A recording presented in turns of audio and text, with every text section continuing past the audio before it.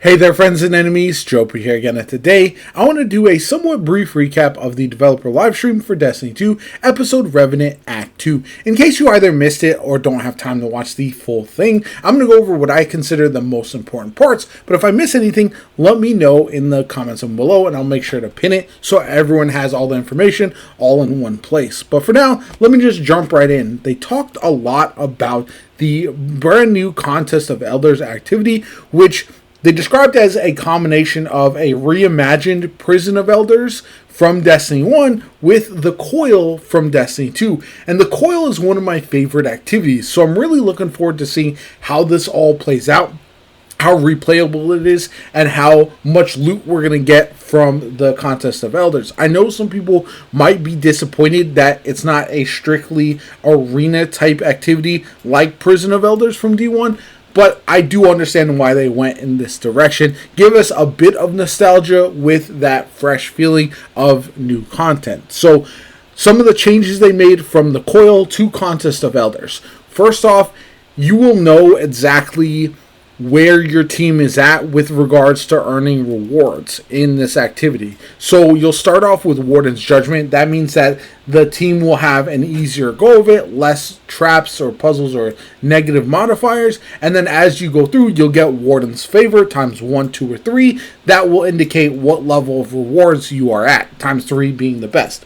The other benefit to this is if you are at Warden's Favor times 3 and your team is playing really well, doing the activities very quickly, the encounters, you will actually also be able to skip encounters, making it so that way some teams might play this activity for upwards of an hour, whereas your team might only play it for 25-30 minutes if you are working in cohesion and also able to skip encounters because you guys are playing so well. I think that's a good change if your team knows what they're doing. If you're a well-oiled machine working together, you will be able to get this done significantly faster and farm a lot more loot, which I think incentivize understanding the different encounters and trying to get things done as quickly and as well as possible. It'll definitely help when it comes to making builds and all of that kind of good stuff as well. Now, some of the things that are going to be important with this is, 1, how good the loot is, and 2, how fun the different encounters are. One of the downsides to the encounters, in my opinion, is all the modifiers are going to be negative. There's no positive modifiers, which I think could have been an interesting way to leave it up to chance so every run feels different. And there are some of the negative modifiers that people already hate in the game, like counterfeit will be an option, and that's an incredibly frustrating one that I hope they'd make some adjustments to. As far as the loot goes, we do know that there are 3 weapons, 2 brand new and 1 returning, that we will be able to earn in Act 2. The first one is the Noxious Vetiver. This one has jolting feedback. It is an ARC SMG, and it looks pretty solid overall. I think jolting feedback could be very good on this, so that way you can essentially just spam damage and get jolt. It'll be a lot easier to proc than jolt shot on a SMG specifically, which does require kills, so I think that's a good option, and it is one that I will be trying out for sure. We also have a Void shotgun called the Scavenger's Fate, which could be also another good one, but I don't know if I'm exactly sold on this. This is going to be precision frame.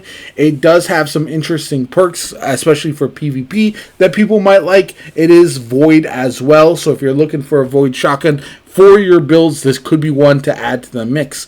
But the one that I'm kind of the most excited about is the returning Grid Skipper, to be honest, just because this is one of my old favorite weapons from previously in Destiny 2, and now that it can get new perks on this one, you see Repulsor Brace as well as Head Seeker.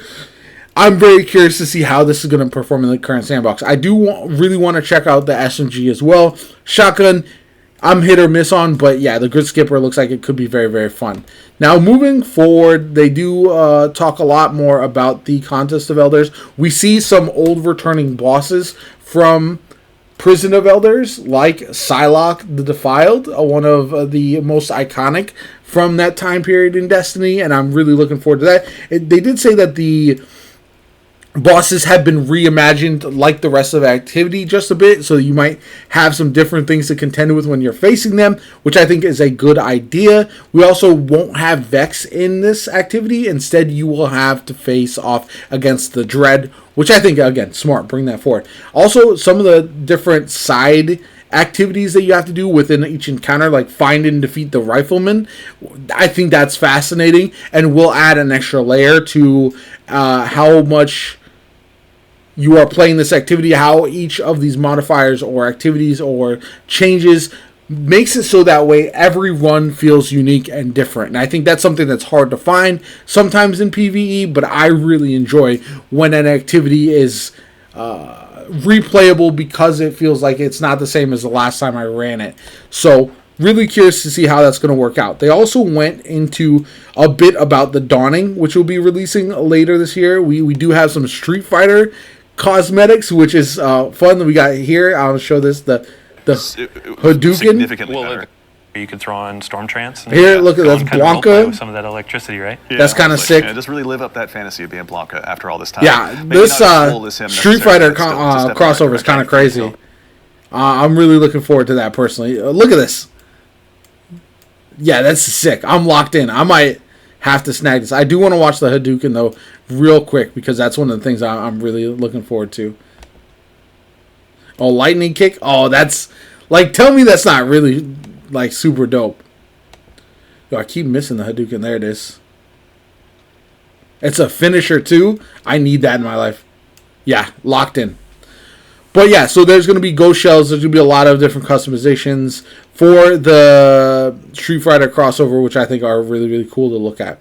Moving on. This is going to be within the Dawning event. We have a 3-burst Void linear fusion rifle. So it's adaptive burst, it's called. And this one looks like it's going to be pretty sick. It's got bait and switch on it. Some other perks. Definitely one that I think a lot of people will try to hunt down, especially because it's the first Void option for the adaptive burst that we've gotten. We're really excited about that. We got returning weapons like the Glacioclasm that I have been using ever since it first dropped, and then every year I'll just get a new role for it, so I do like that one. Some other things to look forward to. This is the last thing. There will not be a live stream for Act 3, but we do know there is a exotic quest coming for this shotgun, which looks unbelievable. I really want to play around with this shotgun. It looks incredible, to be honest. It fires the pellets and then they break apart. Like, you can see them ricocheting there. And then as you get kills, you get true sight. Yeah, it just looks like a really sick exotic that I will definitely throw. And they mentioned running a Titan build here with the no backup plans. That's definitely going to be on my radar. But you can see the true sight here. You can see the ricochet shot as well. It just looks awesome. And I think this is an exotic. Look at that reload as well. Awesome. That's the thing I'm most excited for. Unfortunately, it's not until January when Act 3 comes around. But that's all well and good. It's another Void shotgun as well, by the way. I don't mind waiting for it. I'm really excited to get hands on. That's one I will definitely be chasing. They did say it's craftable. Yeah, overall, very, very exciting news there. And overall, I thought the live stream was good. I know these tend to be quite long and they go over a lot of details, but for me, they're very informative because they give us a behind-the-scenes peek on why they do things, as well as the how and also the reasons. So I do like that aspect of it overall, but I know some people just want the information, what to look forward to, what to chase, what to have looking forward to next. We also will have the second part of the storyline for Destiny 2 Episode Revenant, so yeah, we'll have to wait and see. I'm excited. I will definitely be jumping back in, covering it next week. Let me know in the comments down below what you're most excited about with the new act. And yeah, I'll catch you all later. Have a good one.